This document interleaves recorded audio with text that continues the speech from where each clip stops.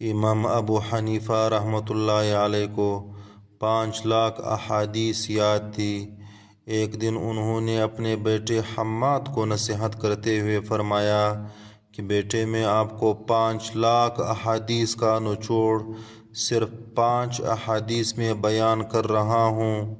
Number 1، نبی کریم صلی اللہ علیہ وسلم نے فرمایا، اعمال کا دار و مدار نیتوں پر ہے، اور انسان کے لیے وہی ہے جس کی اس نے نیت کی ہو۔ نمبر 2، نبی کریم صلی اللہ علیہ وسلم نے فرمایا، انسان کے اسلام کی خوبی یہ ہے کہ لا یعنی فضول چیزوں کو ترک کر دے۔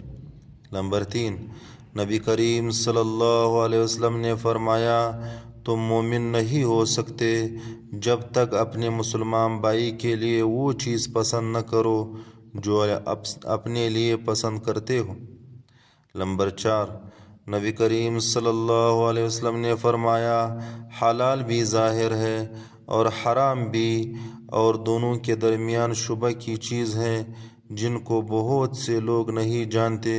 سو جو شخص شبہات سے بچا اس نے دین محفوظ کر لیا، اور جو شخص شبہات میں پڑ گیا وہ حرام میں پڑ جائے گا۔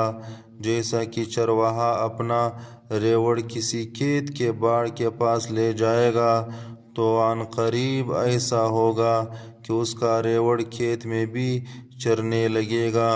بلا شبہ ہر بادشاہ نے باڑ لگا دی ہے، اور اللہ کی باڑ حرام کردہ اشیاء ہے۔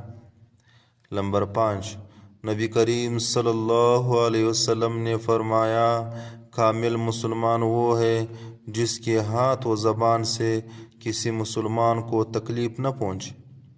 یہ 5 احادیث سنانے کے بعد فرماتے ہیں، بیٹا، ان 5 احادیث کو آئینے کی طرح رکھنا اور اپنے اعمال کا ان 5 احادیث پر محاسبہ کرتے رہنا۔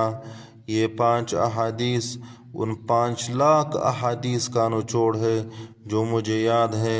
اس طرح اچھی ویڈیوز دیکھنے کے لیے میرے چینل کو سبسکرائب کریں تاکہ ہر آنے والی ویڈیوز بر وقت آپ کو ملتا رہے۔ شکریہ۔